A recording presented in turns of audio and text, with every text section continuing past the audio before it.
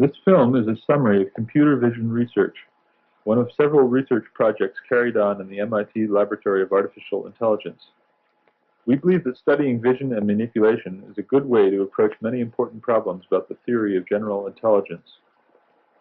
During this film, you will see how experimental computer programs extract line drawings from pictures and use knowledge about the three-dimensional world to understand these line drawings.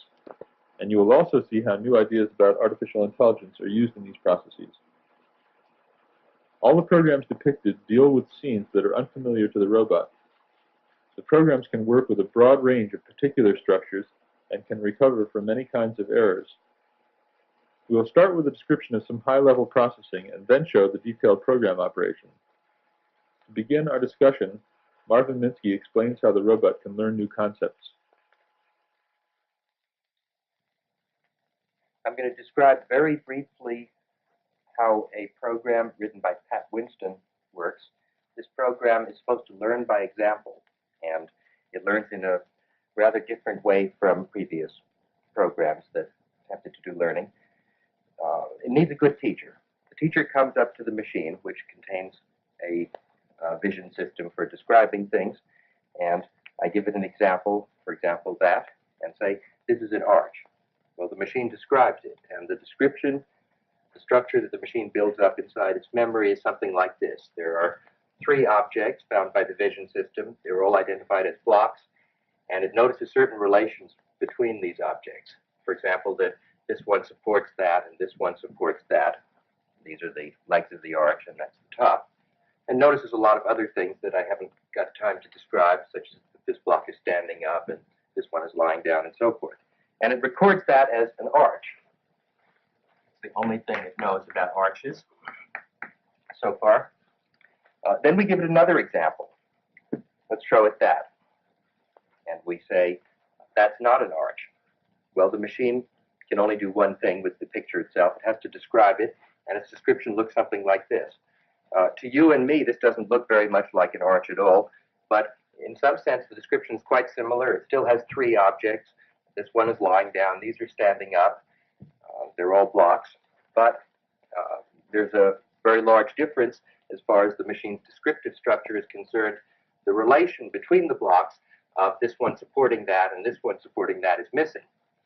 Well, since the machine has been told it's not an arch, what it has to do is change its description of arch so that it won't think that's an arch anymore. And what can it do? It can say, well, it must be supported. So this is its first step in learning what the teacher is trying to get it. It now knows that it must be supported. Let's give it another example.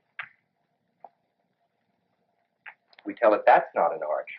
And again, the machine has to describe the scene, and its description now looks something like this. Again, the description is very much like the description of all the others. There are three blocks. There is support here, but there's one more relation that wasn't there before that has quite a high priority in Winston's program, and that's contact. These two blocks are touching one another. And again, the teacher tells it the answer, in this case, that's not an arch. The program says, oh dear, I must change my description of arch so that that will be rejected. And since the most important difference is this contact relation, it puts in a new relation, which now is must not contact. And you see it's getting a pretty good idea of what an arch is. Already it's a structure of three things, which must have the right support relations, and they must not touch the two supports, which means that there'll be a hole in it. The program doesn't have the idea of hole, but it has a pretty good practical equivalent.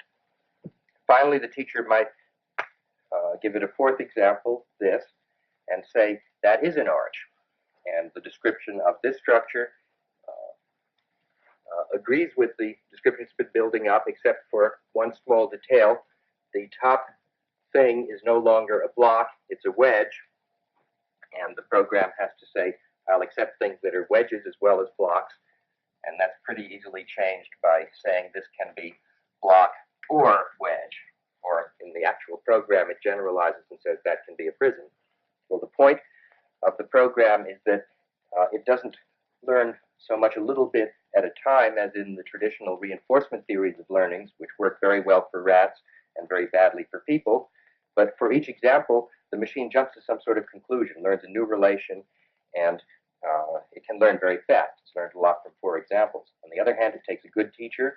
If you gave it misleading examples where there are many differences between the things it's seen and the new things, then it will be at sea. There'll be a lot of differences that it could put in here, and it won't have any good way of deciding which differences to represent in its final result. Once a learning program has grasped a general concept, recognition programs can find examples of this concept. The machine can find the arch even when the scene is cluttered with other objects.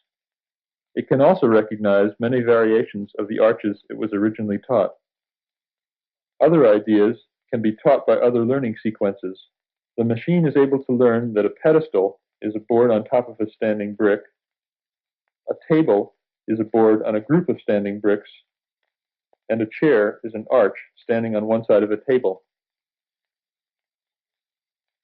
But before the machine can do this high-level learning and identification, the raw data from the eye must be transformed into a usable scene description. As the first step in this transformation, goal-oriented procedures guide low-level subroutines through the array of light intensity values. An electronic eye can supply the light intensity value for any point in the scene requested by the robot.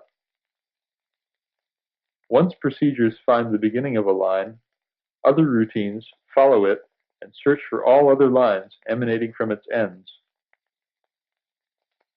Other routines hypothesize that regions may be parallelograms and suggest where vertices might be found. The result is that these subroutines usually examine only a small fraction of the available points because the machine has good ideas about where to look for lines once a few are found.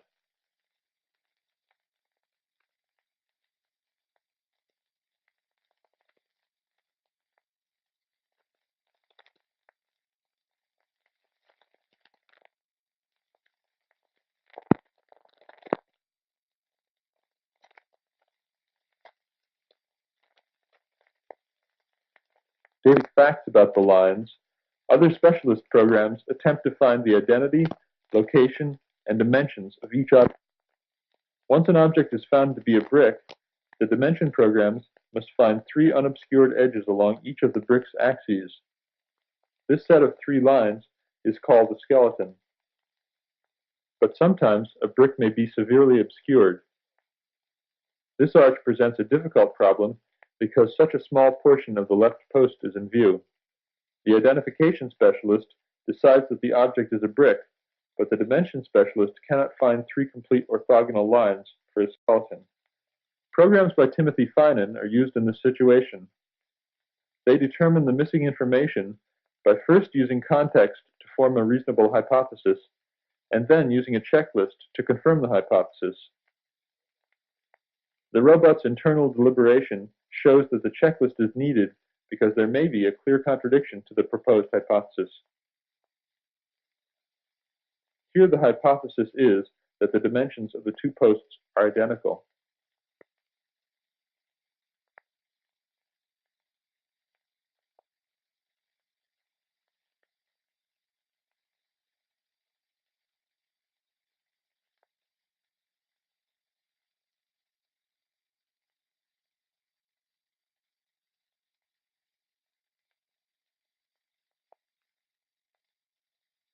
Moving behind the scene explains why the hypothesis failed.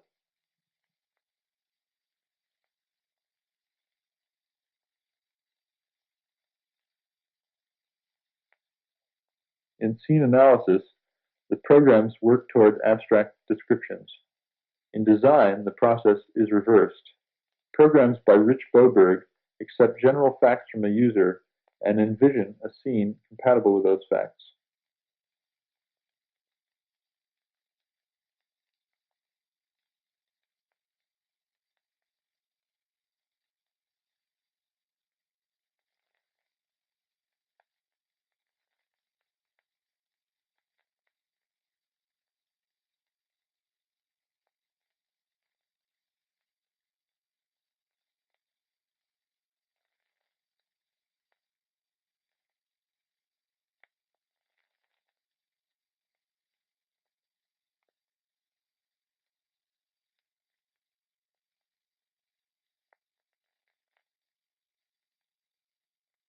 Envisioning structures is a kind of automatic design. Copying structures with the hand is a kind of automatic assembly. Here the robot prepares to copy a structure consisting of one cube and several assorted bricks. Using programs described earlier, the robot finds the lines, regions, and skeletons of the objects, and then joins the regions marked R1, R2, and so forth into bodies like B1 and B2. Once the robot finds all the objects, it notes their dimensions and locations. Other robot programs know facts about building structures. For example, that the bottom blocks must always be placed first. These programs generate a complete building plan for the structure to be copied. Once a plan is formed, the robot's arm assembles a copy using spare parts from a warehouse area.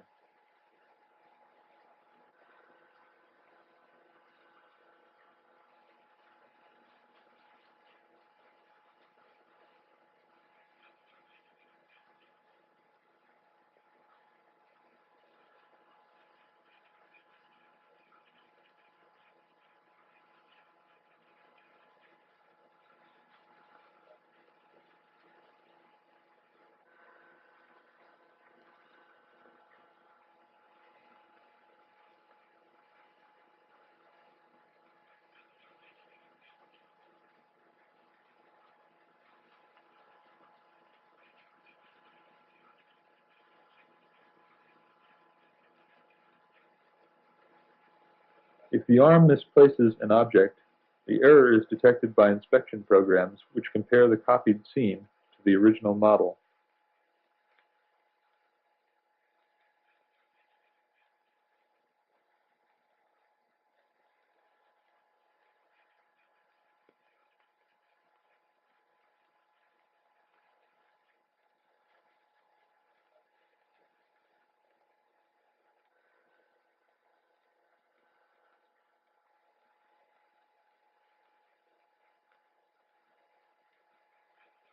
A small wrist motion moves the object to a better position.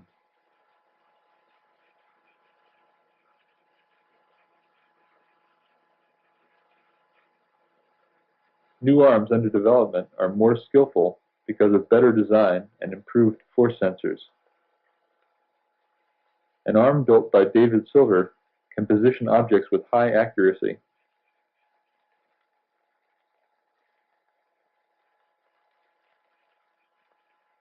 Force feedback allows the arm to turn a crank.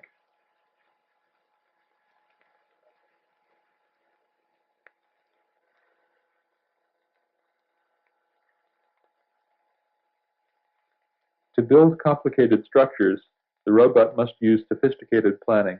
A new program by Scott Fahlman knows how to build a balanced structure using a stable substructure,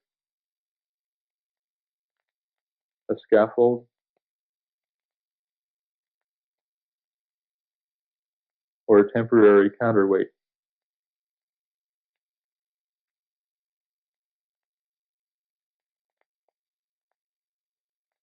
New studies are also underway to investigate the use of continuous visual feedback.